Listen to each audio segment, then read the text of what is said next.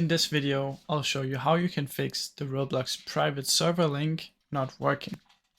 First, what you want to do is you want to go to roblox.com and from in here, open up the inventory. From in here, you want to scroll down and find private servers. Go to my private servers. Now you want to select the one that you want to fix the link. And from in here, you want to come to the players and click on the three dots and go to configure. Now once you're here, what you want to do is you want to make sure allow joining is online, just like that.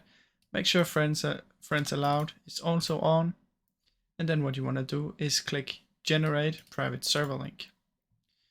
Now obviously, if you already have the link, you want to do this and then regenerate so you get the new link. Then you just want to copy it and try again. This should hopefully fix your issue, and if it did, please leave a like and subscribe as it helps me out a ton. Thank you so much for watching.